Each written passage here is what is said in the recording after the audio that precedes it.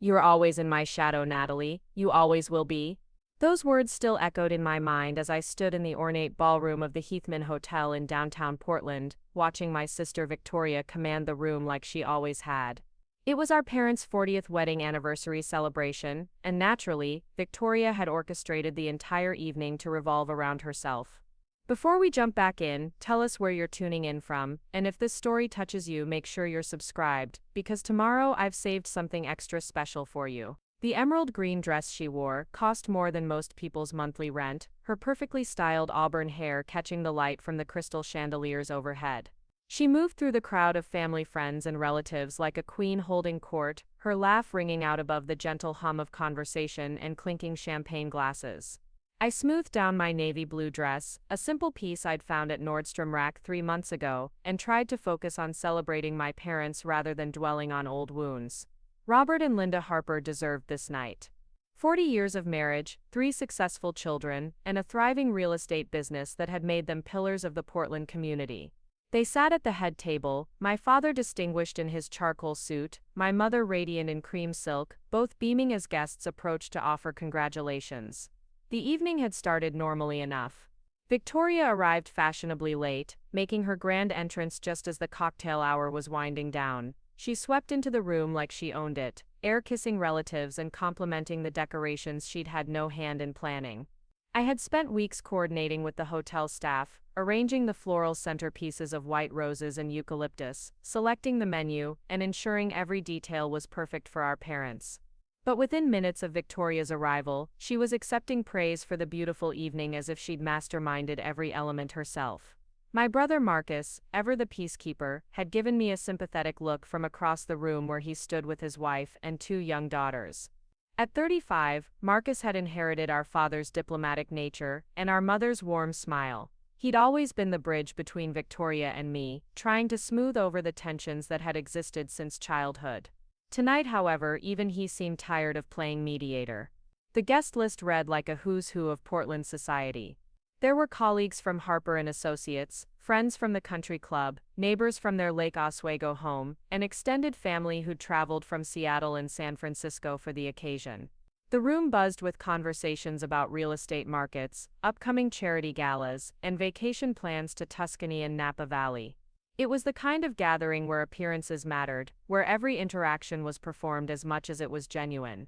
Victoria held court near the bar, regaling a group of family friends with stories from her latest trip to Los Angeles.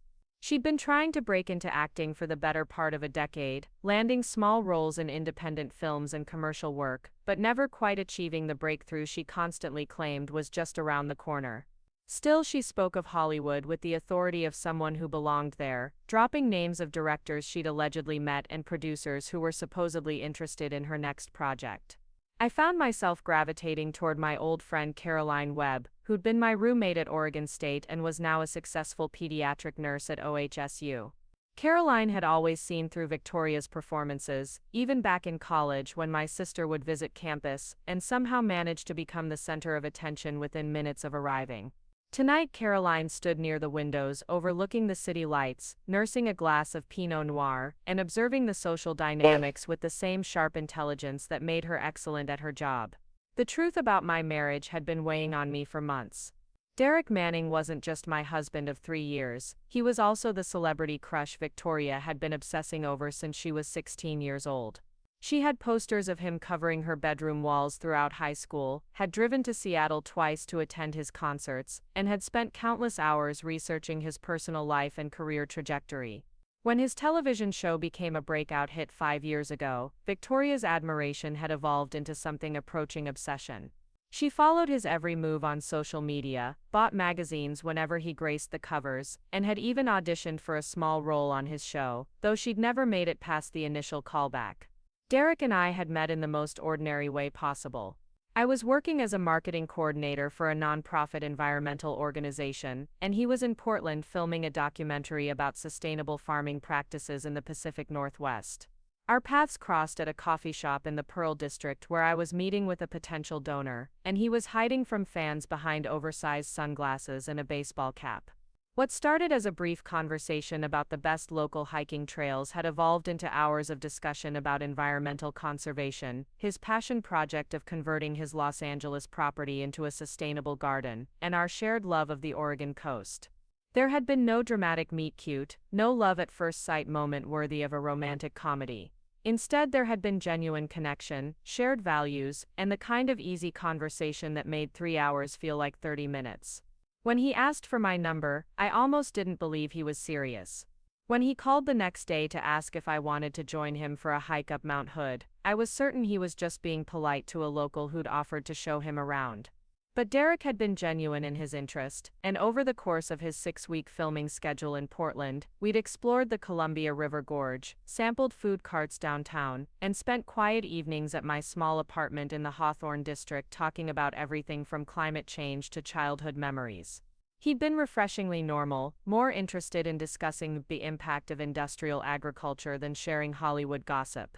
When filming wrapped and he returned to Los Angeles, I assumed our brief romance would fade into a pleasant memory. Instead, Derek had surprised me by flying back to Portland the following weekend. Then the weekend after that. Within 2 months he was spending more time in Oregon than California, eventually purchasing a beautiful craftsman home in the hills above the city where he could retreat from the spotlight and focus on writing projects that mattered to him. Our relationship had developed away from public scrutiny, a private sanctuary that felt precious precisely because it belonged only to us.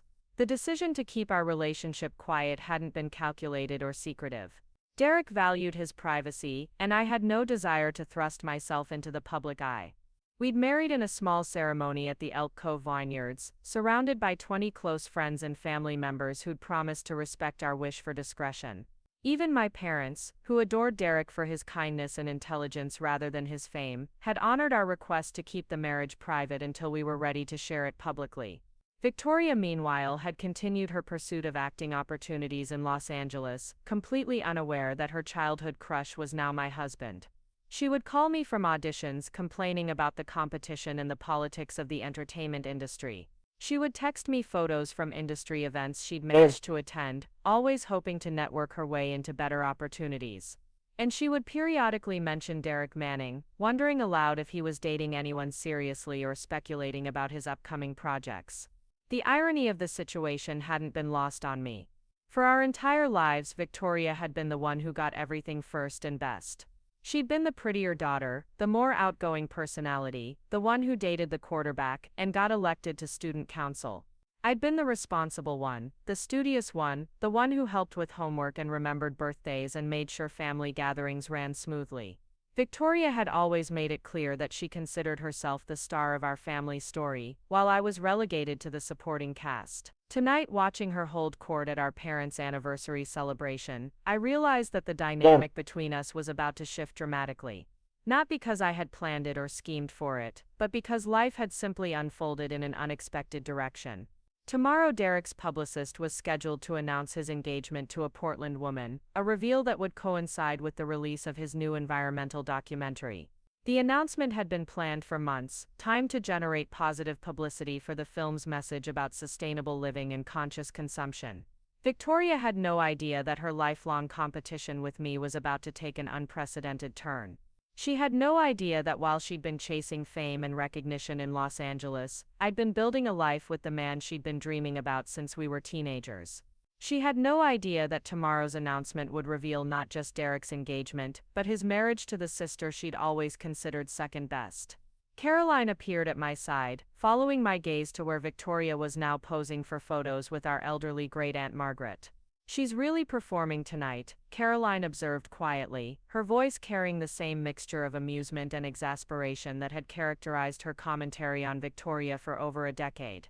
"She always does at family events," I replied, accepting the fresh glass of wine Caroline offered me. "Everything has to be about her somehow." "Speaking of which," Caroline said, lowering her voice even further, "when are you planning to tell everyone about Derek? I'm surprised you've managed to keep it quiet this long." The question hung in the air between us. Caroline was one of only 3 people outside of immediate family who knew about my marriage. She'd been my maid of honor at the vineyard ceremony, and had watched Derek and me navigate the complexities of a relationship that existed largely outside of public scrutiny.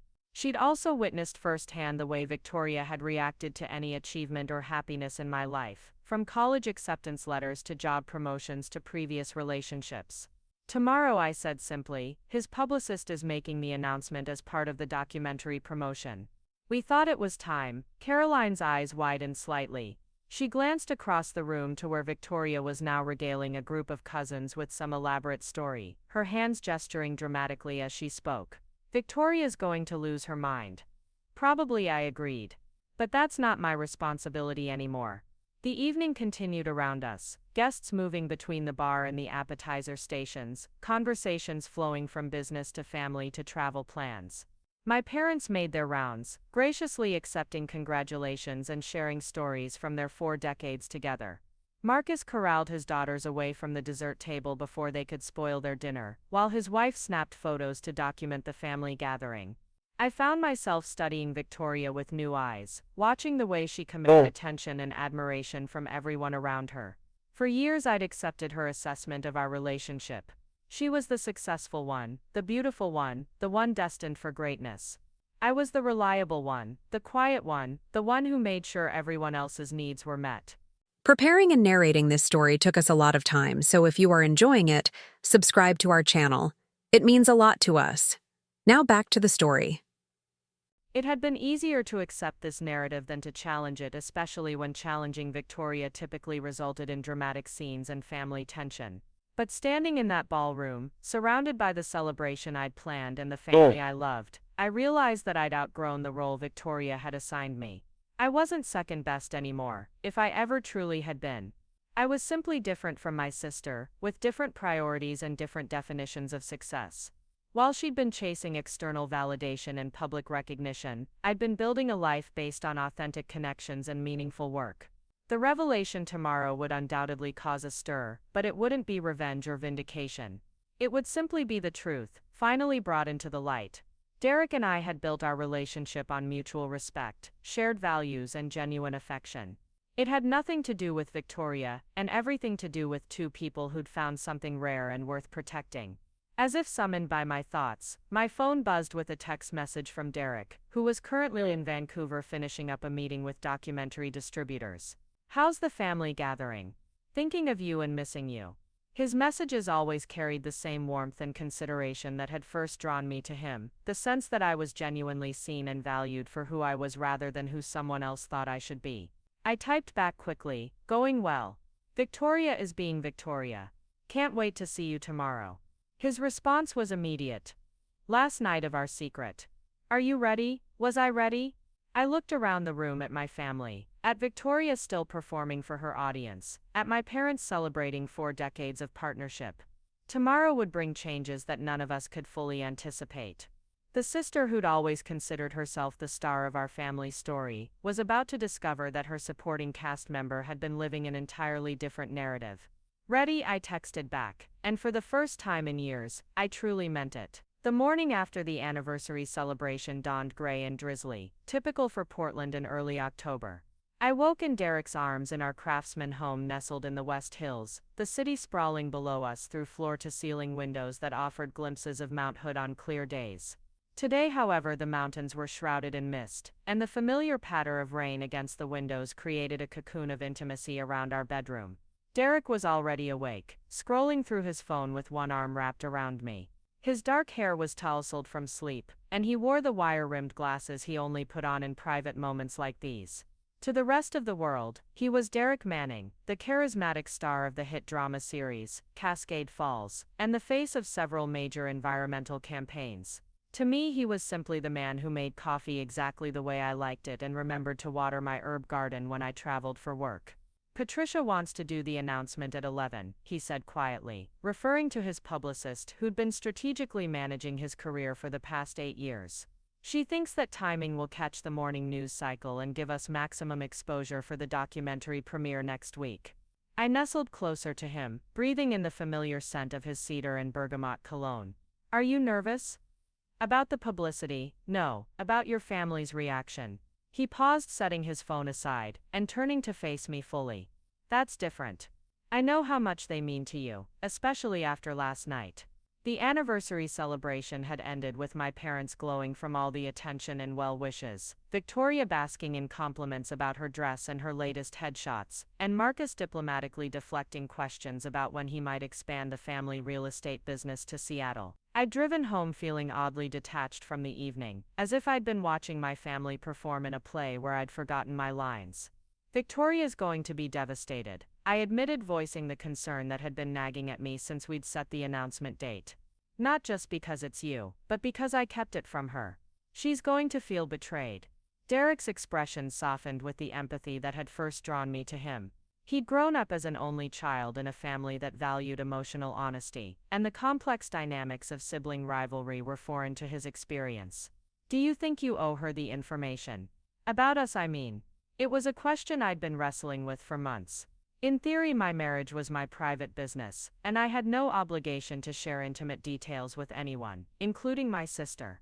In practice, Victoria had been obsessing over Derek Manning for nearly 15 years, and she was about to discover that her greatest fantasy had been my reality for the past 3 years. She's always said I'm in her shadow, I said finally. Today's going to prove that wrong in the most dramatic way possible. Derek sat up, his expression growing more serious. Natalie, you know this isn't about proving anything to Victoria, right? We didn't get married to upset your sister or win some competition. We got married because we love each other. He was right, of course. Our relationship had developed organically, built on shared interests, mutual respect, and genuine affection. The fact that Derek happened to be famous was almost incidental to our daily life together. He spent most of his time in Portland working on passion projects, writing screenplays about environmental issues, and collaborating with local organizations on sustainability initiatives. His celebrity status mattered most when we traveled or attended public events, and even then, he handled the attention with grace and humor. I know, I said, reaching for his hand, but you have to understand what it's been like, being Victoria's sister. She's always been the one who got everything first. The attention, the opportunities, the boyfriends. She's built her entire identity around being special, being chosen. And now she's going to find out that you were chosen by someone she's been dreaming about for half her life. Derek finished the thought gently. That has to feel complicated. It did feel complicated, layered with decades of family dynamics that couldn't be easily untangled. Victoria had always been the star of our family's story, the daughter who commanded attention effortlessly and pursued her dreams with unwavering confidence. I'd been the supporting character, the one who cleaned up messes and remembered important dates and made sure everyone else's needs were met. But somewhere along the way, I'd stopped being just a supporting character in my own life. I'd built a successful career in nonprofit marketing, working with organizations that aligned with my values and made meaningful impacts in the community. I'd cultivated friendships based on mutual respect rather than family obligation. And I'd fallen in love with a man who saw me as I truly was, not as Victoria's quieter, more responsible sister. My phone rang, interrupting my thoughts.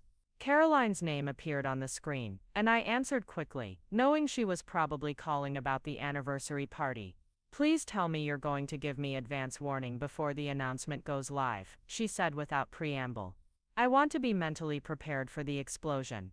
Patricia's releasing it at 11, I said, glancing at the clock on my nightstand.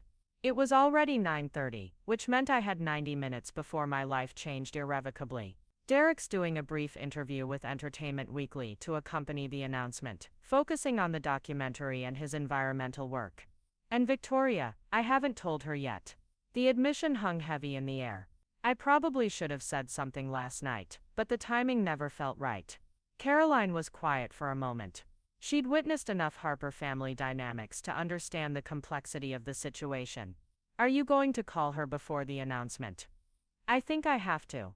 It would be cruel to let her find out through social media or entertainment news. After I hung up with Caroline, Derek and I shared a quiet breakfast of steel-cut oats and fresh berries from the farmer's market. He read sections of the Oregonian aloud, while I checked emails from clients and confirmed meetings for the following week. It was our typical morning routine, domestic and peaceful, the kind of ordinary intimacy that celebrity magazines never captured in their glossy spreads about famous couples. At 10:15, I finally worked up the courage to call Victoria. She answered on the second ring, her voice still heavy with sleep. Natalie, is everything okay? You never call this early. I'm fine, I have something to tell you before you see it elsewhere. I paced around our kitchen while Derek watched with sympathetic eyes. You know how you've always said I'm in your shadow. That I'm always second best. Oh God, are you still thinking about that? I was just being dramatic last night. You know how I get at family parties. Victoria's voice carried the dismissive tone she used when she wanted to avoid serious conversations. You weren't being dramatic. You've said it our entire lives, and honestly I believed it for a long time. I took a deep breath, steeling myself for what came next. But it turns out that's not true. At least not anymore. What are you talking about? Derek Manning is about to announce his marriage to a Portland woman. That woman is me. We've been married for 3 years. The silence on the other end of the line stretched so long that I wondered if the call had dropped. Finally Victoria's voice came through, smaller and more confused than I'd ever heard it. Derek Manning, you mean my Derek Manning? He's not yours, Victoria. He never was. He's been mine for 3 years. The next few minutes were a blur of Victoria's voice rising and falling, questions tumbling over accusations and disbelief. How long had I known she loved him? Why hadn't I told her? How could I have kept this secret? Was I trying to hurt her intentionally? You've ruined everything, she said finally, her voice breaking. Do you have any idea what this does to me? What people will think? What people will think about what? About me being the sister who didn't get chosen. About me being the one who was left behind while you got everything I ever wanted. The raw pain in her voice was genuine, and despite years of feeling diminished by Victoria's treatment, I felt a stab of guilt. Victoria, I didn't plan this. I didn't scheme to take something from you. I met someone, fell in love, and got married. It has nothing to do with you. Nothing to do with me. He's been my fantasy since I was 16. I have posters of him on my bedroom wall at Mom and Dad's house. I drove to Seattle to see his concerts. I auditioned for his show. And none of that made him yours. I said gently. He's a person, not a prize. And he chose me because of who I am, not because of who my sister is. Victoria was crying now, the sound carrying through the phone like a physical weight. Everyone's going to know. Everyone at the party last night. All our friends, the whole family. They're all going to know that you got him and I didn't. Maybe that's the point. I said, surprising myself with the firmness in my voice. Maybe it's time people stop thinking of us in terms of who gets what and who wins. Maybe it's time we both just live our own lives. Easy for you to say. You're married to a celebrity. I'm married to a man I love who happens to be famous. There's a difference. The call ended with Victoria hanging up abruptly, leaving me staring at my phone in the sudden quiet of our kitchen. Derek appeared beside me, wrapping his arms around my waist and resting his chin on my shoulder.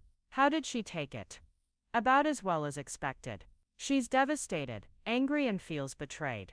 She also thinks I did it deliberately to hurt her. Did you? I considered the question seriously. Had some part of me enjoyed the reversal of our typical dynamic? Had I found satisfaction in being the sister who got something Victoria wanted for once? The honest answer was complicated. Not deliberately, I said finally. But I'd be lying if I said there wasn't some satisfaction in it. Does that make me a terrible person? It makes you human. Derek said, kissing my temple. 30 years of being told you're second best would affect anyone. At exactly 11 o'clock, Patricia Stone released the carefully crafted statement to Entertainment Weekly, People magazine, and Derek's social media accounts. The announcement was simple and elegant. Actor and environmental activist Derek Manning confirms his marriage to Portland nonprofit executive Natalie Harper. The couple wed 3 years ago in an intimate ceremony surrounded by close family and friends. Manning credits his wife's passion for environmental conservation as inspiration for his upcoming documentary Rooted, a return to sustainable living, premiering next week at the Portland International Film Festival. The response was immediate and overwhelming. Within minutes, Derek's Instagram post had thousands of comments ranging from congratulations to expressions of heartbreak from fans who'd harbored romantic fantasies about their celebrity crush. Entertainment news outlets picked up the story, speculating about the secret marriage, and analyzing photos from Derek's social media for clues about his mysterious wife. My own phone began buzzing incessantly with calls and texts from friends, family members, and colleagues who'd had no idea about my marriage. Marcus called to express his shock and congratulations, admitting he'd always wondered why I'd been so secretive about my personal life lately. My parents called in a state of delighted confusion, thrilled that Derek was officially their son-in-law, but bewildered about why the announcement had been kept secret for so long. "We always loved him," my mother said during our brief conversation. "But honey, why didn't you tell us it was official? We would have planned something special. We wanted to keep it private until we were ready to share it publicly." I explained Derek values his privacy, and I didn't want our relationship to become a spectacle. "And Victoria, does she know? I called her this morning." My mother was quiet for a moment. "Oh dear, how did she take it?" "Not well. She'll come around," Mom said with the optimism that had carried her through 40 years of marriage and 3 strong-willed children. "You know how she is with change. She needs time to process." But as the day wore on and the story gained momentum in entertainment media, it became clear that Victoria's reaction was more than just needing time to process. She posted a series of cryptic messages on her social media accounts, vague references to betrayal and family loyalty that her followers wouldn't understand but our mutual friends would recognize immediately. Caroline called in the afternoon with updates from the social media battlefield. "She's really milking this for sympathy. Posted a quote about how the people closest to you are sometimes the ones who hurt you most, and she's getting tons of comments asking if she's okay." "She's turning it into a performance," I said, watching the Portland skyline from our living room windows. "Everything's always a performance with Victoria." "The really interesting thing," Caroline continued, "is how many people are commenting that they had no idea Derek Manning was married, let alone to someone from Portland. Your secret was impressively well kept." It had been well kept, maintained through careful planning and the cooperation of a small circle of trusted friends and family members.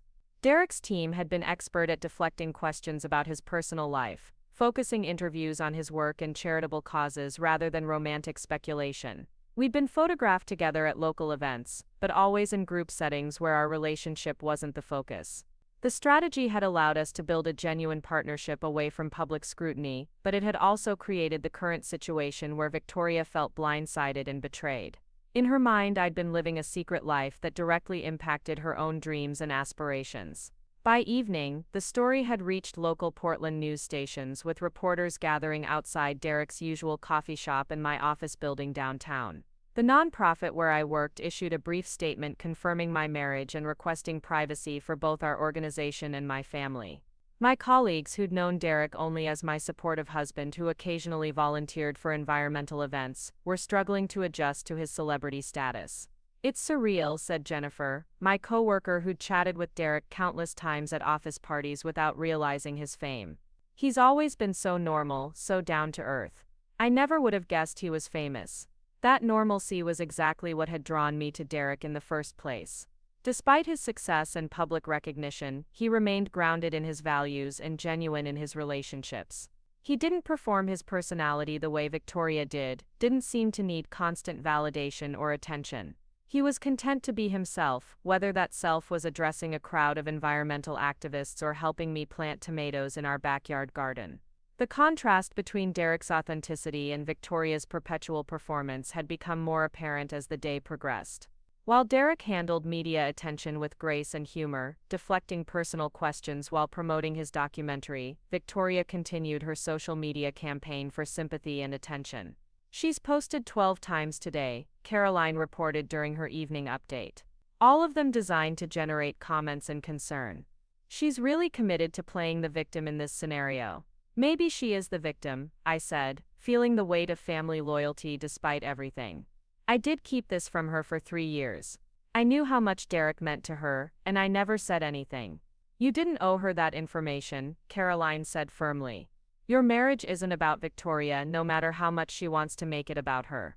But as I prepared for bed that night, scrolling through the hundreds of comments and news articles about Derek's announcement, I couldn't shake the feeling that the reversal of fortunes between Victoria and me would come with consequences I hadn't fully anticipated. For 30 years, she'd been the sister who got everything first and best.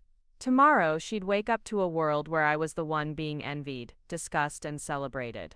The shift in our dynamic was about to become very public, and Victoria had never been good at sharing the spotlight.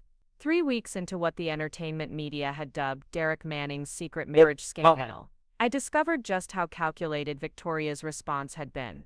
What I'd initially attributed to spontaneous hurt feelings and social media oversharing turned out to be a sophisticated campaign designed to reshape the narrative around my marriage and cast herself as the wronged party deserving of public sympathy. The revelation came through Thomas Reed, a family friend who'd attended the anniversary celebration and worked in public relations for several Portland-based companies. He called me on a Wednesday morning while I was reviewing grant proposals in my office downtown, his voice carrying an urgency that immediately caught my attention. "Natalie, I need to ask you something, and I need you to answer honestly. Did you know that Victoria hired a publicist?" The question hung in the air like a challenge. I set down my coffee mug and focused entirely on Thomas's words. "What do you mean hired a publicist?" "I mean she's been working with Samantha Cross from Cross Communications for the past 2 weeks. Samantha specializes in crisis management and reputation rehabilitation for entertainment industry clients. She's expensive, and she's very good at what she does." The implications began sinking in immediately. Victoria's seemingly spontaneous social media posts, her carefully timed interviews with local entertainment bloggers, her strategic appearances at Portland events where photographers were likely to be present, none of it had been impulsive grief response. It had all been orchestrated. "How do you know this?" I asked, though part of me already suspected the answer. "Because Samantha called me yesterday wanting to know if I'd be willing to speak on background about your family dynamics. She wanted quotes about how Victoria has always been supportive of your success, how close you two are as sisters, how devastated she was to learn about your secret marriage through media reports rather than family conversation." I felt something cold settle in my stomach. "And what did you tell her?" I told her I wasn't interested in participating in whatever narrative she was trying to construct. "But Natalie, she knew things. Specific things about your childhood, about family relationships, about Derek's personality and interests. Information that could only have come from someone with intimate knowledge of your family." The picture that emerged over the following days was both impressive and deeply unsettling. Victoria hadn't simply hired a publicist, she'd launched a comprehensive campaign to position herself as the victim of my allegedly calculated deception. Samantha Cross had crafted a strategy that played on several compelling angles: the devoted sister betrayed by family secrets, the aspiring actress whose dreams were complicated by personal connections to the industry, and the genuine person navigating the aftermath of unexpected public attention. The campaign was subtle enough to avoid appearing overtly manipulative while being effective enough to generate genuine sympathy from people who didn't know the full story. Victoria had given carefully worded interviews to entertainment bloggers and local lifestyle magazines, always emphasizing her hurt at being excluded from such an important family milestone rather than expressing jealousy about Derek himself. "I just wish Natalie had felt comfortable sharing her happiness with our family," she told Portland Monthly in an interview that ran with a photo of her looking wistfully out the window of a downtown coffee shop. "We've always been so close, and I thought we shared everything with each other." Finding out about her marriage through entertainment news was like discovering a stranger had been living in my sister's life. The interview was masterfully crafted to generate sympathy without appearing petty or jealous. Victoria came across as a loving sister wounded by exclusion rather than a woman angry about losing her celebrity crush to her sibling. She mentioned her own acting aspirations only in passing, focusing instead on family relationships and the importance of honesty between sisters. But the most damaging revelation came when Caroline forwarded me a series of screenshots from a private Facebook group for Portland area entertainment industry professionals.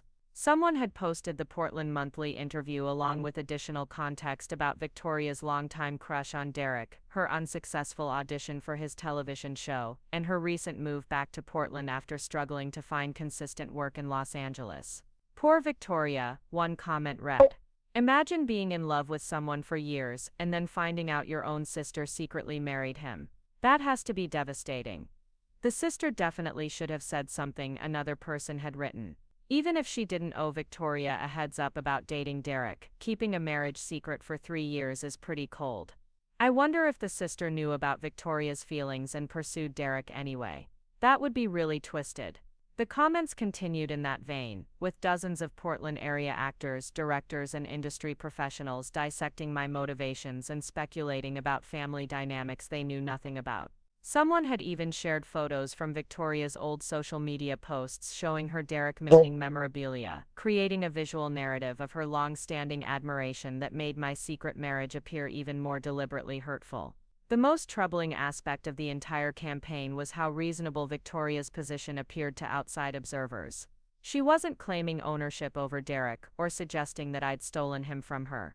Instead, she was focusing on the betrayal of trust between sisters, the pain of discovering important family news through media coverage, and the complexity of navigating personal relationships when celebrity was involved. Derek found me that evening sitting on our back deck overlooking the city lights, my laptop open to the Portland Monthly interview and my phone displaying the Facebook group screenshots. He'd been in meetings all day with documentary distributors and environmental organizations planning promotional events, returning home to find me deep in what he'd started calling my Victoria research. "She's really committed to this narrative," he said after reviewing the materials I'd compiled. "This isn't just emotional processing, this is strategic reputation management." "The scary thing is how effective it's being," I admitted. "People who don't know our family history are reading these interviews and seeing Victoria as the wronged party. She's managed to make my marriage about her without appearing selfish or jealous." Derek settled into the chair beside me, his expression thoughtful. "What's your gut telling you about why she's doing this?" It was a question I'd been wrestling with since Thomas's phone call. Victoria's response went far beyond hurt feelings or even sibling rivalry. The level of calculation and professional execution suggested deeper motivations than simple emotional reaction. "I think she sees an opportunity," I said finally. "For years she's been trying to break into the entertainment industry with limited success. Now she's connected to a major story involving a popular actor. Even if the connection is through family drama rather than professional achievement, it's still generating attention and industry buzz. So she's leveraging our marriage for career advancement. Not directly, but she's positioning herself as a sympathetic figure, with an interesting backstory. The struggling actress whose sister secretly married her celebrity crush. It's the kind of human interest angle that could open doors for her." As if to confirm my analysis, Victoria's Instagram account began featuring behind-the-scenes content from recent photo shoots and auditions, always with captions that subtly referenced her current situation. "Finding strength in unexpected places," accompanied a professional headshot taken after the marriage announcement. "Sometimes the best opportunities come from the most challenging moments," appeared below a photo from what looked like a commercial audition. The strategy was working. Victoria's social media following had tripled since the announcement, and entertainment industry professionals in Portland were taking notice of her story. She'd been invited to speak on a local podcast about navigating family relationships in the entertainment industry, and a lifestyle blogger had commissioned her to write a guest post about supporting family members who achieve unexpected success. Caroline attended the podcast recording and reported back with a detailed analysis of Victoria's performance. "She was brilliant," Caroline admitted grudgingly. "She came across as gracious, insightful, and completely supportive of your marriage. She talked about how proud she was of your success, and how she was learning to navigate her own feelings about the situation. But she also managed to work in details about her own acting background, her upcoming projects, and her perspective on the entertainment industry. She positioned herself as someone with insider knowledge and personal experience with celebrity culture. It was like watching a masterclass in personal branding." The podcast interview generated additional media attention, with several entertainment blogs picking up quotes and expanding the coverage of Victoria's story. She was being portrayed as a rising talent with a unique perspective on fame and family relationships, someone worth watching as she navigated her own career in the shadow of her sister's unexpected celebrity marriage. The irony wasn't lost on me. For 30 years, Victoria had insisted that I lived in her shadow, that I was always second best to her achievements and personality.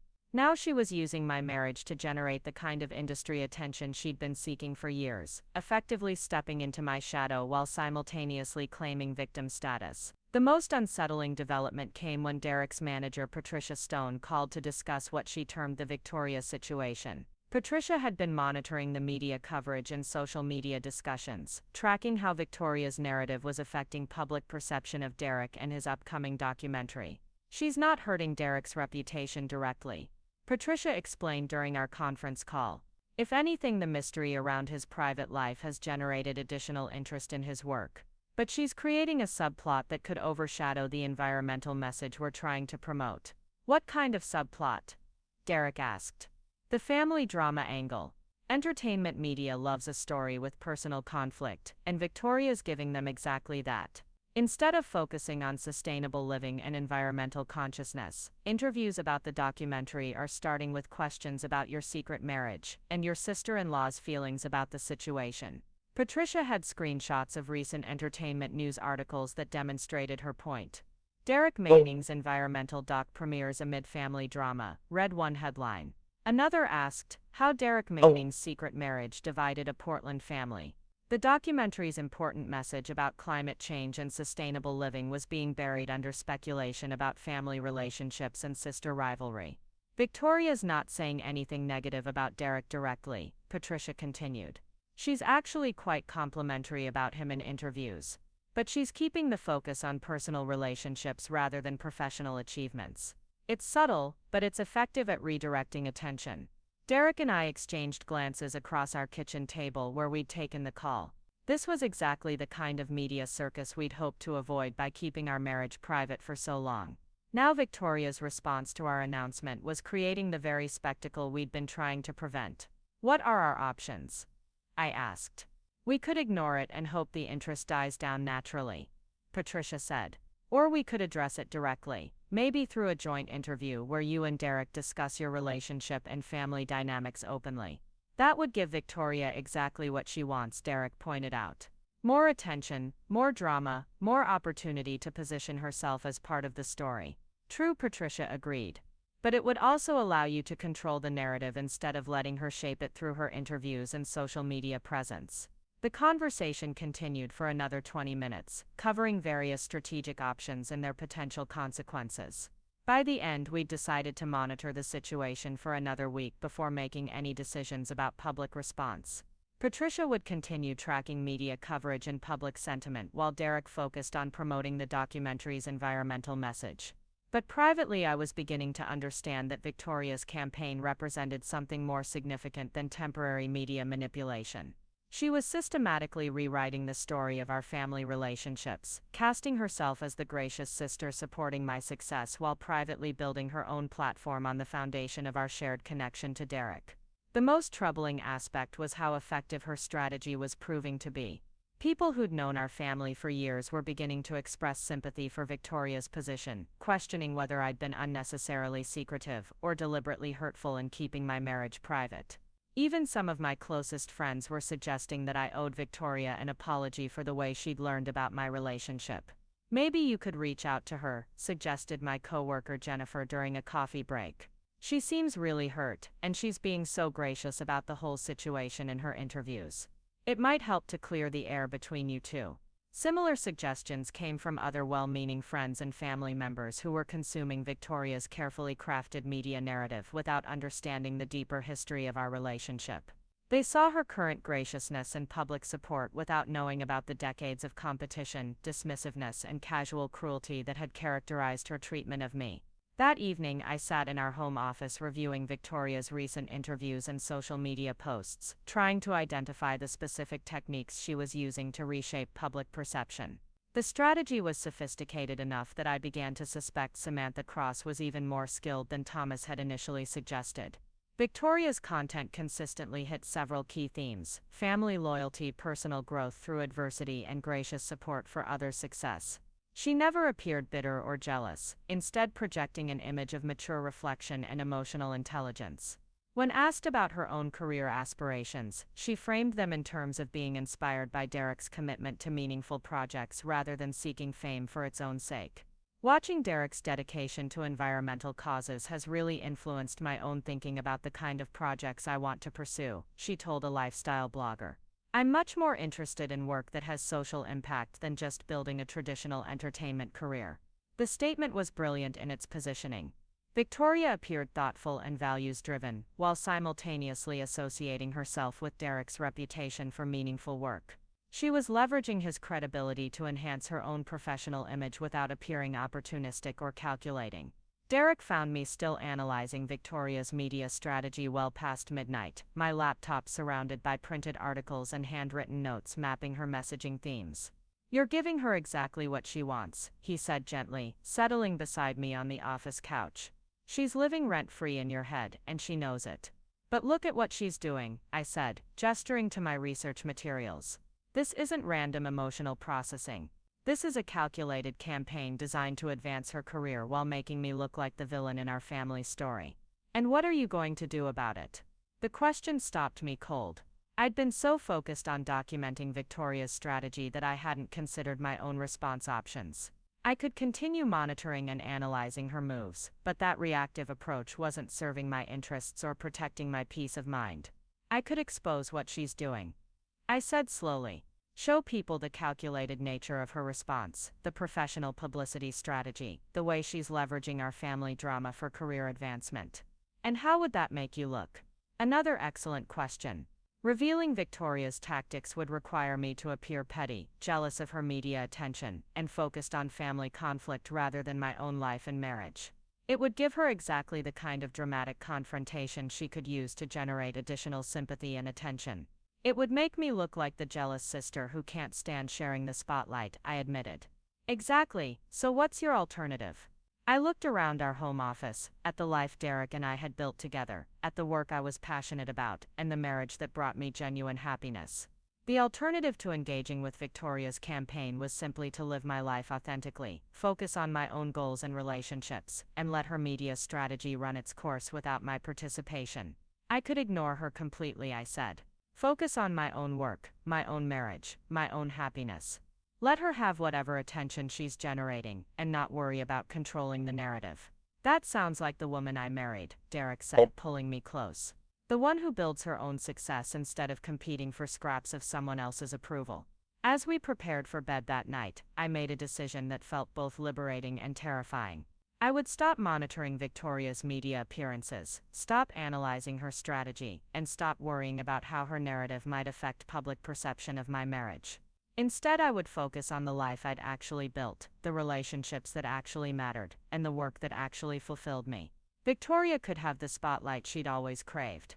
But she couldn't have my peace of mind, my marriage, or my sense of self-worth. Those belonged to me, and I wasn't going to surrender them for the sake of a competition I'd never wanted to enter in the first place. The consequences of Victoria's media campaign began manifesting in ways I hadn't anticipated when Derek's documentary premiered at the Portland International Film Festival 6 weeks after our marriage announcement. What should have been a celebration of Derek's environmental activism and artistic achievement became overshadowed by audience members, who seemed more interested in spotting Victoria in the crowd than engaging with the film's message about sustainable agriculture. I watched from my seat in the historic Hollywood Theater, as people turned their heads during the opening credits, whispering and pointing whenever they thought they'd identified members of Derek's family. The irony was palpable. A documentary about authentic living and environmental consciousness was being treated like a celebrity gossip event, complete with social media posts from audience members documenting their proximity to minor fame. Victoria had positioned herself strategically in the theater's third row, wearing a stunning emerald dress that photographed beautifully under the venue's vintage lighting. She'd arrived alone but was immediately surrounded by local entertainment industry professionals who recognized her from her recent media appearances. I could see her holding court during the pre-screening reception, graciously accepting sympathy and support from people who'd been following her story through carefully crafted interviews and social media posts. The most unsettling moment came during the post-screening question and answer session. Derek had spent 30 minutes discussing his research process, the environmental scientists he'd interviewed, and the urgent need for sustainable farming practices in the Pacific Northwest.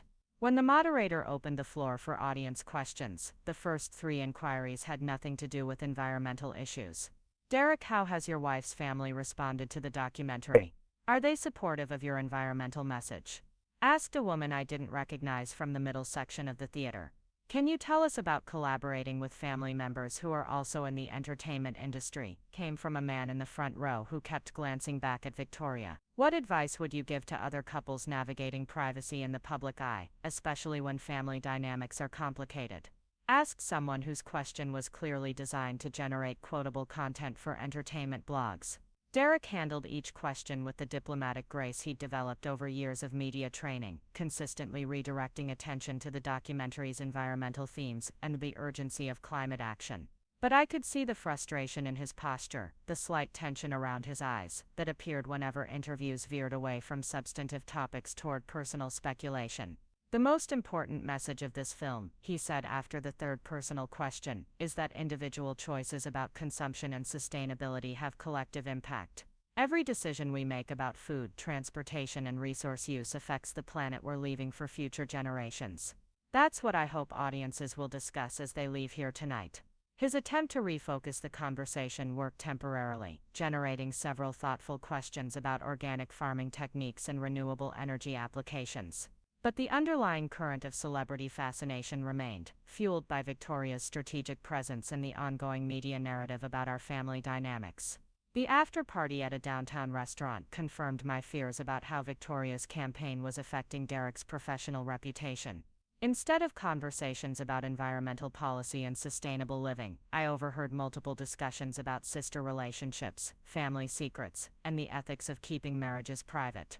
Victoria had effectively transformed Derek's artistic premiere into a backdrop for examining personal drama.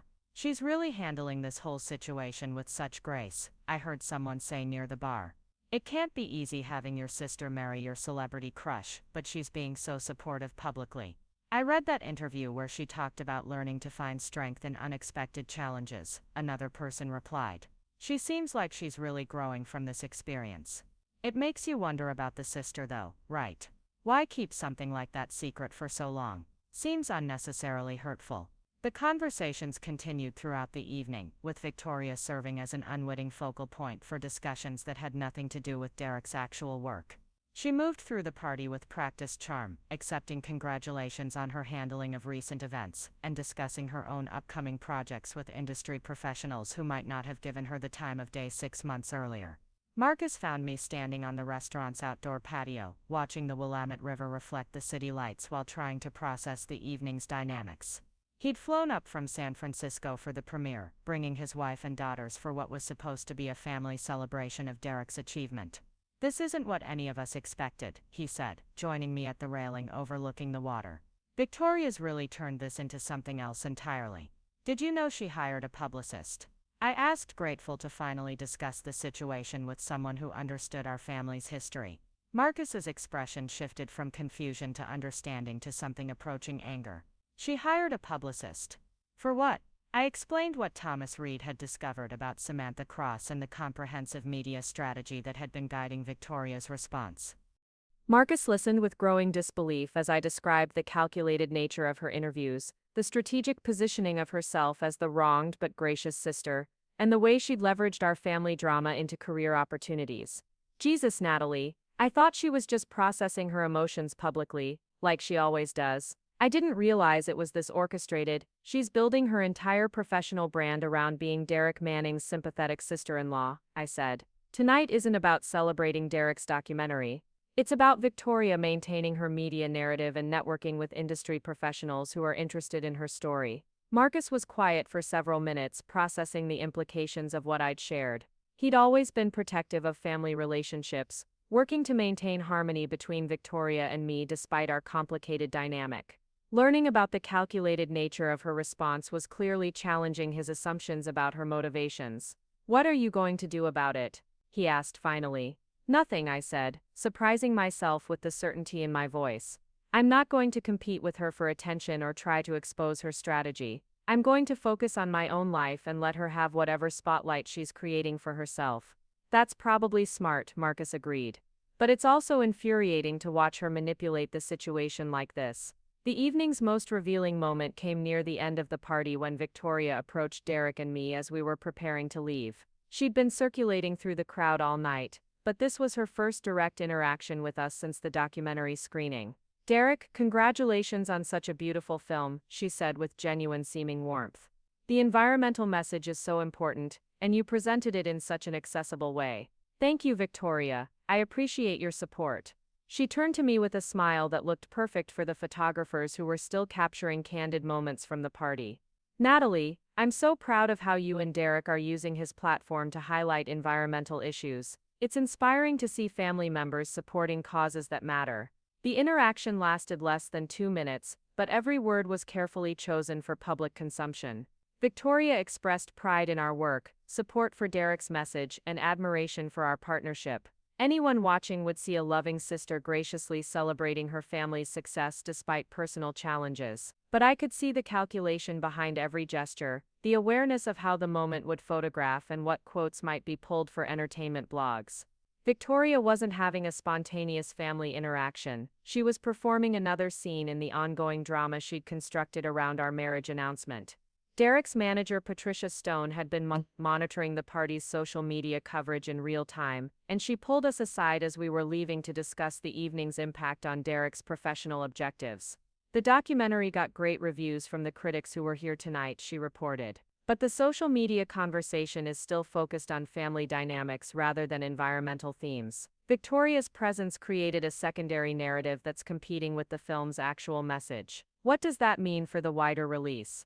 Derek asked. It means we need to be strategic about future promotional events. The family drama angle is generating attention, but it's the wrong kind of attention for a serious environmental documentary. We might need to limit Victoria's access to future screenings and industry events. The suggestion felt both necessary and deeply uncomfortable. Victoria was Derek's sister-in-law and a member of our family, regardless of her current media strategy. Excluding her from family celebrations would generate additional drama and potentially validate her narrative about being mistreated or marginalized. Can we ask her to tone down the media appearances? I suggested, maybe explain how the coverage is affecting Derek's work. Patricia shook her head. That would require admitting that her strategy is working, which would give her more leverage. And it would create the kind of family conflict that entertainment media loves to cover. We were trapped in a situation where addressing Victoria's behavior directly would generate the exact type of drama she was already leveraging for professional gain.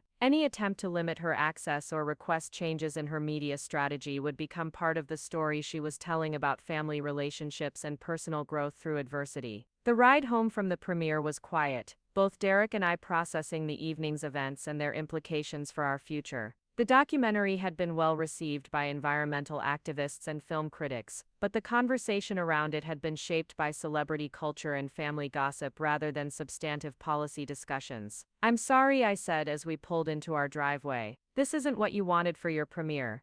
Victoria's choices aren't your responsibility, Derek replied. But we need to figure out how to protect our work and our relationship from becoming ongoing entertainment for people who don't actually care about environmental issues. The following weeks brought a cascade of consequences that demonstrated just how effectively Victoria's strategy was reshaping the narrative around Derek's career and our marriage. Entertainment blogs began treating our family dynamics as an ongoing story, checking in regularly on Victoria's latest projects and public appearances, while framing Derek's environmental work as a secondary aspect of his public persona. Derek Manning's sister-in-law lands guest role on Portland-based web series, read one headline that appeared 2 weeks after the premiere. The article spent 2 paragraphs discussing Victoria's casting in a local production and 8 paragraphs rehashing the story of our secret marriage and her gracious response to learning about it through media coverage. Environmental activist Derek Manning supports sister-in-law's acting career, claimed another piece that covered Victoria's appearance at a Portland theater fundraiser. The article included quotes from Victoria about Derek's encouragement of her artistic pursuits, creating an impression of ongoing family collaboration that had no basis in reality. Most troubling was how Victoria's media presence was beginning to affect the environmental organizations Derek worked with. Several nonprofit leaders expressed concern about the entertainment industry focus overshadowing their serious policy work, while others seemed more interested in the celebrity connection than the actual environmental advocacy. We love Derek's commitment to our cause, said the director of a renewable energy nonprofit during what was supposed to be a planning meeting for future collaborations. And it's wonderful how supportive his family is. His sister-in-law seems like such a lovely person. She mentioned in that recent interview how much she's learned about sustainability from him. The comment referred to Victoria's appearance on a local lifestyle podcast where she discussed adopting eco-friendly practices, inspired by Derek's environmental consciousness. She'd managed to position herself as both a student of Derek's expertise and a family member authentically committed to the same values, despite having shown no previous interest in environmental issues. Caroline attended the podcast recording and reported back with detailed analysis of Victoria's performance. She's gotten even better at this, Caroline admitted with grudging respect. She managed to work in details about her recycling habits, her decision to buy a hybrid car, and her interest in organic food, all while crediting Derek's influence on her thinking. Did any of that sound authentic? I asked. That's the scary part. It did sound authentic. She's either genuinely adopting these practices to support her narrative, or she's become incredibly skilled at researching talking points that sound credible. The podcast appearance generated additional media coverage, with environmental blogs praising Victoria's commitment to sustainable living and using her quotes to illustrate how environmental consciousness could spread through family influence. She was becoming a secondary spokesperson for causes she'd never supported, leveraging Derek's credibility to build her own platform on issues she'd never demonstrated genuine concern about. The most damaging development came when Victoria was invited to speak at a women's networking event about navigating career challenges and family relationships. The event was sponsored by several prominent Portland businesses and attended by influential women from various industries who could potentially advance Victoria's career in meaningful ways. I learned about the speaking engagement through my colleague Jennifer, who attended the event and reported back with a mixture of admiration and concern about Victoria's presentation. She was absolutely brilliant, Jennifer said during our lunch meeting the following week. She talked about resilience, supporting family members' success even when it complicates your own goals, and finding unexpected opportunities in challenging situations. The audience loved her. What exactly did she say about Derek and me?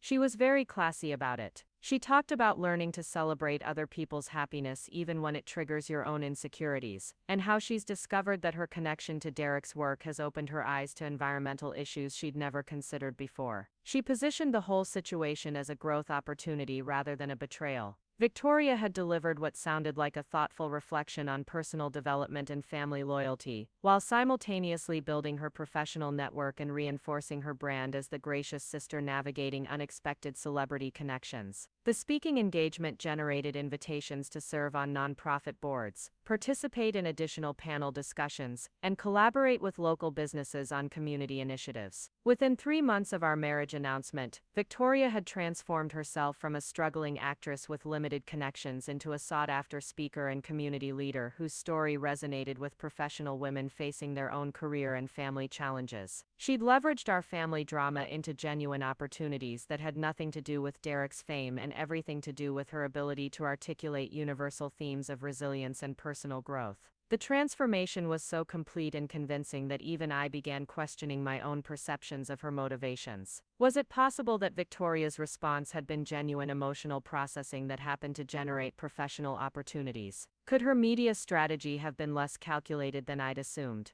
Those doubts dissolved completely when Thomas Reed called with additional information about Victoria's collaboration with Samantha Cross. His public relations contacts had provided him with details about the comprehensive campaign that had been guiding Victoria's media strategy from the beginning. They've been planning this for months, Thomas reported. Samantha has a whole timeline of Victoria's appearances, speaking engagements, and media opportunities mapped out through the end of the year. They're treating this like a product launch, not emotional processing. The timeline included Victoria's upcoming participation in a Portland Business Journal panel about women in entertainment, her planned appearance at a sustainable living expo where she would discuss family influence on environmental consciousness, and her scheduled involvement in a charity auction benefiting environmental causes. Every appearance was designed to reinforce specific aspects of Victoria's carefully constructed brand: the resilient professional woman, the family member committed to supporting others' success, and the environmentally conscious citizen inspired by personal connections to activism. She wasn't simply responding to our marriage announcement, she was building an entire public persona around her relationship to Derek and me. The revelation left me feeling both impressed and horrified by the scope of Victoria's ambition. She hadn't just hired a publicist to manage a crisis, she'd retained professional expertise to transform a family situation into a comprehensive career advancement strategy. The sister who'd always insisted I was in her shadow had found a way to use my marriage as a stepping stone to the spotlight she'd always craved. As I sat in our home office that evening, reviewing the timeline Thomas had shared and cross-referencing it with Victoria's media appearances over the past several months, I realized that every prediction I'd made about her response had been inadequate. I'd anticipated hurt feelings, jealousy, and perhaps some social media drama.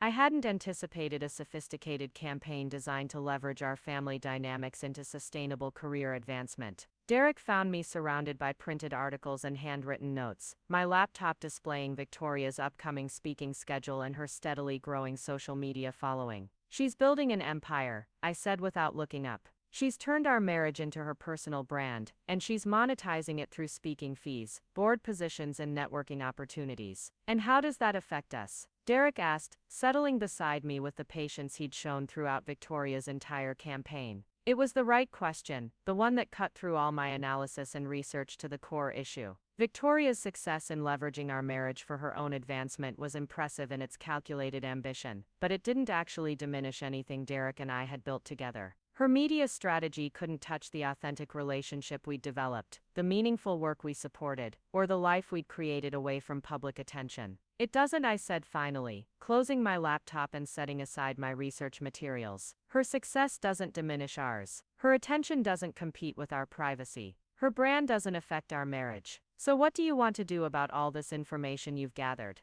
I looked around our quiet home office, then at Derek's calm expression, and finally at the stack of articles documenting Victoria's transformation from struggling actress to sought-after speaker. All my research had revealed the sophisticated nature of her strategy, but it hadn't changed the fundamental choice I faced: engage with her campaign or focus on my own life. "Nothing," I said, feeling lighter than I had in months. "I'm going to do absolutely nothing about any of this." 1 year after Derek's marriage announcement turned my family upside down, I stood in the conference room of my newly expanded nonprofit consulting firm, looking out at the Portland skyline while my team prepared for our biggest client presentation yet. The irony wasn't lost on me that Victoria's calculated campaign to leverage our family drama into career advancement had inadvertently inspired my own professional transformation. Watching her systematic approach to building a personal brand had made me realize how passively I'd been managing my own career. While she'd been hiring publicists and crafting strategic narratives, I'd been quietly excelling at work without advocating for myself or pursuing opportunities that aligned with my actual ambitions. Her ambition, however misguided its origins, had awakened something in me that I hadn't even realized was dormant. The consulting firm had started as a side project 6 months earlier, when 3 different nonprofit organizations had approached me for strategic planning assistance after seeing the results of campaigns I'd developed for my employer. What began as weekend consulting work had evolved into a full-time business focused on helping environmental and social justice organizations amplify their impact through more effective marketing and fundraising strategies. "Natalie, the Cascade Conservation folks are here," called my business partner Emma Rodriguez, whom I'd hired away from a major Portland advertising agency after she'd expressed frustration with creating campaigns for corporations whose values didn't align with her own. Emma brought 15 years of professional marketing experience and a genuine passion for environmental causes that made our partnership both professionally effective and personally fulfilling. The Cascade Conservation presentation represented everything I'd hoped to achieve when I'd started the firm. They were seeking comprehensive rebranding and campaign development for an ambitious initiative to protect old-growth forests throughout the Pacific Northwest. The project would combine policy advocacy, community education, and corporate partnership development into a multi-year effort that could genuinely impact environmental protection in the region. As I reviewed my presentation notes one final time, my phone buzzed with a text from Derek, who was currently in Costa Rica, filming a follow-up documentary about regenerative agriculture practices in Central America. "Break a leg today. You're going to be brilliant. Love you." His consistent support and encouragement had been crucial during the transition from employee to entrepreneur. Derek understood the challenges of building a career around meaningful work rather than simply chasing financial success or public recognition. His own journey from commercial acting to environmental advocacy had taught him the importance of aligning professional choices with personal values. The presentation went better than I'd dared to hope. The Cascade Conservation Board was enthusiastic about our strategic vision, impressed by Emma's creative concepts, and eager to move forward with a comprehensive campaign that would launch in the spring. Walking out of their offices with a signed contract for our largest project yet felt like validation of every risk I'd taken in starting the business. "We should celebrate," Emma suggested as we walked back to our office in the Pearl District. "This is huge for us." "Definitely. But first I want to check in with the Oregon Environmental Coalition about their voter education campaign. They're hoping to finalize their strategy before the deadline next week." It was a typical response from me, focusing immediately on the next client need rather than savoring a professional victory. Emma had been gently encouraging me to acknowledge my successes more openly, pointing out that my tendency to minimize achievements was holding back both my personal satisfaction and our business development. You know what Victoria would do if she'd just landed a contract like this? Emma asked as we settled into our shared workspace. The question caught me off guard. Emma knew about my complicated relationship with Victoria through our various conversations about family dynamics and career development, but she rarely brought up my sister directly. She'd probably post about it on social media and schedule interviews about the importance of supporting environmental causes, I said, realizing even as I spoke that Victoria would indeed have found a way to publicize the achievement while positioning herself as a thought leader in environmental advocacy. Exactly. And while I'm not suggesting you start a publicity campaign, you could learn something from her approach to celebrating and leveraging professional wins. Emma was right. Victoria's strategy of building a personal brand around her expertise and experiences had generated genuine opportunities and recognition, even if the foundation of that brand was questionable. There was nothing inherently wrong with advocating for your own achievements or seeking recognition for meaningful work. That evening, Derek called from his hotel in San Jose to congratulate me on landing the Cascade Conservation contract. His enthusiasm about my success was infectious, and he spent 20 minutes asking detailed questions about the campaign strategy and timeline. "I'm so proud of what you're building," he said. "You're creating exactly the kind of impact you've always wanted to have." "It feels good," I admitted. "Different from working for someone else's organization.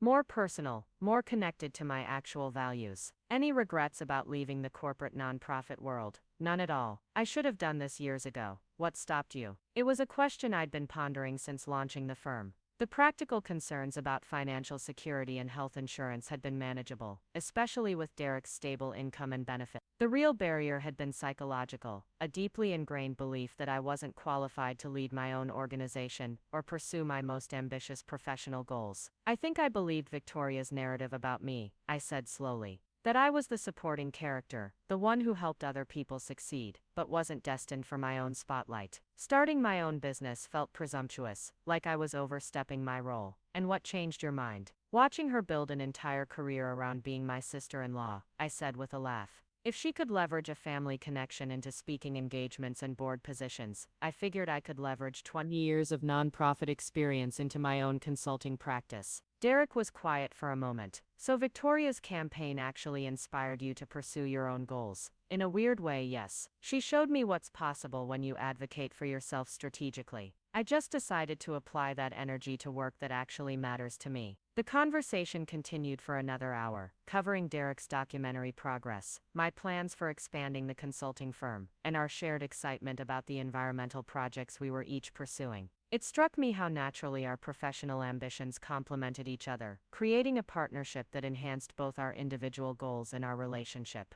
3 days later, Victoria called me for the first time since I'd told her about my marriage to Derek. Her name appearing on my phone screen was so unexpected that I stared at it for several rings before answering. "Natalie." "Hi, it's Victoria." Her voice carried an uncertainty I hadn't heard in years, lacking the confident tone that had characterized her recent media appearances. "Hi, Victoria. How are you?" "I'm well. I'm calling because I owe you an apology." "Actually, I owe you several apologies." The admission was so uncharacteristic that I wondered if something had happened to prompt this unexpected self-reflection. Victoria had never been one to acknowledge mistakes or express regret about her behavior. "I've been working with a therapist," she continued, "and she's helped me understand some things about how I've treated you over the years. About how I've treated this whole situation with Derek." "Okay," I said carefully, settling into my office chair and giving her my full attention. "I know you probably think my response to your marriage was calculated and manipulative, and the truth is, it was. I hired a publicist. I planned a media strategy. I leveraged our family drama to advance my career. I told myself I was just processing my emotions publicly, but I knew exactly what I was doing."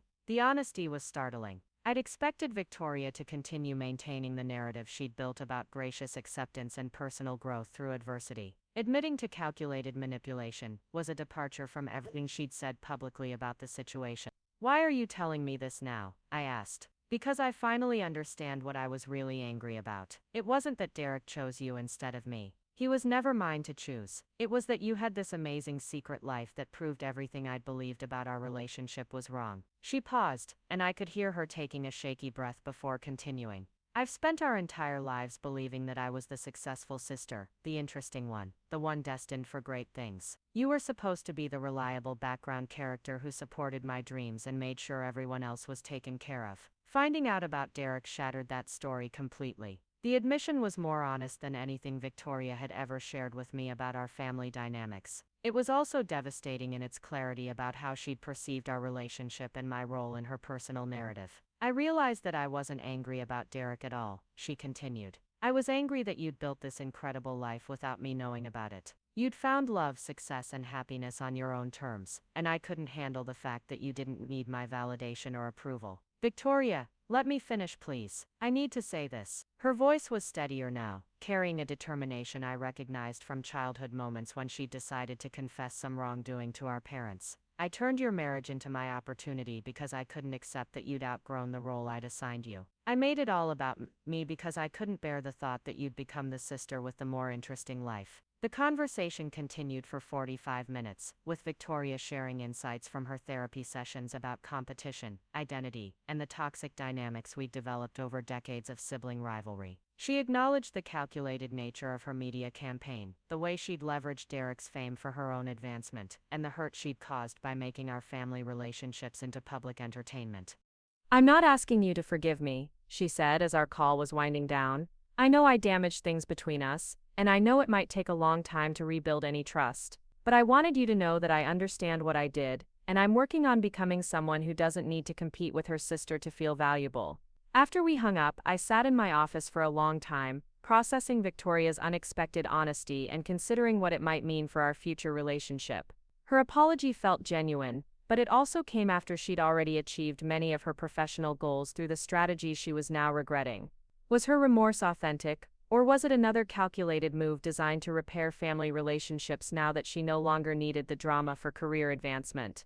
The question became less important as the weeks passed, and Victoria began demonstrating changed behavior rather than just apologizing for past actions. She stepped back from media appearances that focused on our family dynamics, declined speaking opportunities that positioned her as Derek Manning's sister-in-law, and started building her career around her actual skills and interests, rather than her connection to celebrity. Most significantly, she publicly credited her environmental activism to genuine learning, rather than family influence, acknowledging that her initial interest had been performative but had evolved into authentic concern about climate issues. She began volunteering with local organizations focused on sustainable living, approaching the work with the same energy she'd once devoted to networking and media appearances. The transformation wasn't immediate or complete, but it was observable enough that our parents began commenting on Victoria's changed approach to both her career and family relationships. She stopped making every conversation about her own experiences, started asking genuine questions about other people's lives, and began supporting family members' achievements without finding ways to insert herself into their stories. "Your sister seems different lately," Derek observed during one of our evening walks through our neighborhood. "More grounded, less performative. She's been working with a therapist," I explained, apparently exploring some family dynamics and professional choices she's not proud of. "How do you feel about that?" It was a complex question with an evolving answer. Part of me was genuinely pleased to see Victoria developing more self-awareness and healthier relationship patterns. Another part remained skeptical about whether her changes would prove sustainable or whether they represented another strategic reinvention designed to achieve different goals. "I'm cautiously optimistic," I said finally. "But I'm also committed to protecting the life we've built regardless of what Victoria does or doesn't change about herself." 6 months after Victoria's unexpected apology, we attended our cousin's wedding together as a family for the first time since Derek's marriage announcement. The event provided an opportunity to observe how Victoria interacted with family members when she wasn't performing for media consumption or building her personal brand. The difference was remarkable. Victoria congratulated the bride and groom without finding ways to reference her own relationship status or career developments. She asked thoughtful questions about Derek's current documentary project without positioning herself as knowledgeable about environmental issues. She complimented my consulting firm's success without mentioning her own professional achievements or seeking advice about her career trajectory. Most telling was a brief conversation I overheard between Victoria and our teenage cousin Maya, who was considering colleges and career paths. Instead of dominating the discussion with stories about her own experiences in Los Angeles, or advice about pursuing entertainment industry dreams, Victoria asked Maya about her interests, listened carefully to her responses, and offered encouragement about following her own path rather than copying someone else's choices. "You seem really happy," Victoria said to me during a quiet moment at the reception. "The consulting firm, your marriage, the work you're doing, it all suits you." "Thank you. You seem more settled too. I'm learning to build a life based on what I actually want rather than what I think will impress other people," she said. "It's harder than I expected, but more satisfying." The conversation was brief and natural, lacking the undercurrents of competition or performance that had characterized our interactions for years. Victoria wasn't trying to prove anything or position herself in any particular way. She was simply being present as my sister, offering genuine observations about my happiness, and sharing honest reflections about her own growth. As Derek and I drove home from the wedding, I realized that Victoria's transformation had freed me from dynamics I hadn't even recognized as constraining. For decades, I'd been unconsciously managing my achievements and happiness to avoid triggering her jealousy or competitive responses. I'd minimized successes, downplayed ambitions, and avoided pursuing opportunities that might make her feel threatened or diminished. Now, with Victoria focused on her own authentic development rather than our sibling rivalry, I could pursue my goals without worrying about family repercussions. My consulting firm could grow as large and successful as my ambitions and skills allowed. My marriage could be celebrated openly without concern about Victoria's feelings. My professional achievements could be acknowledged and leveraged for future opportunities without guilt about outshining my sister. The liberation was profound and energizing. I began accepting speaking opportunities about nonprofit strategy and environmental advocacy, not to compete with Victoria's media presence but because I had valuable expertise to share. I started a monthly newsletter about sustainable business practices, not to build a personal brand but because clients and colleagues had requested ongoing insights about emerging trends and effective strategies. Most importantly, I stopped second-guessing my decisions based on how they might affect Victoria's emotional state or competitive instincts. I made choices based on my own values, goals, and interests, trusting that Victoria was now capable of managing her own responses to my success without needing me to diminish myself for her comfort. The consulting firm expanded rapidly over the following year, adding 2 more staff members and developing specialized programs for environmental nonprofits throughout the Pacific Northwest. Derek's documentaries continued receiving critical acclaim and generating meaningful conversations about sustainability and climate action. Our marriage deepened and strengthened, built on mutual support for each other's authentic ambitions rather than careful management of family dynamics. Victoria, meanwhile, built a sustainable acting career focused on projects with social impact rather than pure commercial success.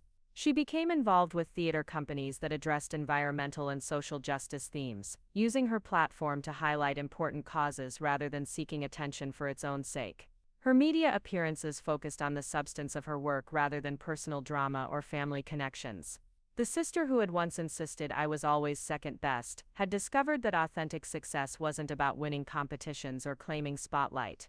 It was about building a life aligned with your actual values and contributing meaningfully to causes larger than yourself. She'd stopped trying to prove her worth through comparisons with me and started demonstrating it through her own authentic choices and commitments. Standing in my office 2 years after Derek's marriage announcement had upended our family dynamics, I reflected on how dramatically our story had evolved. Victoria's initial response to my secret marriage had been calculated and manipulative, designed to leverage family drama into career advancement. But her eventual recognition of those patterns had led to genuine growth and positive changes in how she approached both relationships and professional development. My own journey had been equally transformative, moving from unconscious self-limitation to deliberate pursuit of my most ambitious goals. The sister who had once accepted the role of supporting character in Victoria's story had become the protagonist of her own narrative, building success based on authentic skills and genuine passion rather than family connections or competitive dynamics. The marriage that had initially divided our family had ultimately become a catalyst for everyone involved to examine their choices, motivations, and definitions of success. Derek's commitment to meaningful work had inspired both Victoria and me to align our careers with our values. Victoria's calculated response had inadvertently demonstrated the power of strategic self-advocacy. My decision to focus on my own goals rather than managing family dynamics had opened up possibilities I'd never previously considered. Emma knocked on my office door, interrupting my reflections with news about our latest client success. The Oregon Environmental Coalition's voter education campaign had exceeded all targets, generating record turnout among young voters and contributing to the passage of 3 major environmental protection measures. "We should definitely celebrate this one," she said with a grin. "And by celebrate, I mean you should accept the interview request from the Portland Business Journal about our campaign strategies." "You think I should do the interview?" "I think you should stop hiding your expertise under a bushel basket," Emma replied. "You've developed innovative approaches to environmental advocacy that other organizations could learn from. Share what you know." As I considered Emma's suggestion, I realized that my hesitation had nothing to do with qualifications or expertise and everything to do with old habits of self-minimization that no longer served my goals or values. Victoria's journey from calculated self-promotion to authentic achievement had taught me important lessons about the difference between seeking attention for its own sake and sharing knowledge that could benefit others. I scheduled the interview for the following week, focusing on campaign strategies and nonprofit best practices rather than personal narratives or family connections. The resulting article generated inquiries from organizations throughout the region, leading to new clients and collaborative opportunities that expanded both our impact and our business reach. The woman who had once been defined as Derek Manning's wife and Victoria Harper's sister had become Natalie Harper, environmental advocacy consultant and nonprofit strategy expert. My identity was no longer shaped by relationships or family dynamics, but by the work I did and the impact I created through my own efforts and expertise. Victoria called that evening to congratulate me on the article, having seen it shared through environmental advocacy networks where she was now genuinely active. "I'm really proud of what you've built," she said simply. "You're doing exactly the kind of work the world needs right now. Thank you. That means a lot coming from you. I hope you know that I'm genuinely happy for your success now. Not competing with it, not threatened by it, just proud of my sister for building something meaningful." The conversation was brief but warm, carrying none of the undercurrents of rivalry or performance that had characterized our relationship for so many years. Victoria had found her own path to fulfillment and achievement, freeing both of us from the exhausting dynamics of sibling competition. As I hung up the phone and looked around the life Derek and I had built together, I felt profound gratitude for the unexpected journey that had brought us all to this point. The secret marriage that had initially caused so much family turmoil had ultimately led to authentic growth and positive transformation for everyone involved. Victoria was no longer the sister who insisted I was always second best, and I was no longer the sister who believed her. We had both become women pursuing our own definitions of success and creating our own versions of meaningful lives. The competition was over, not because someone had won, but because we'd finally realized we were playing completely different games. Up next, you've got 2 more standout stories right on your screen. If this one hit the mark, you won't want to pass these up. Just click and check them out.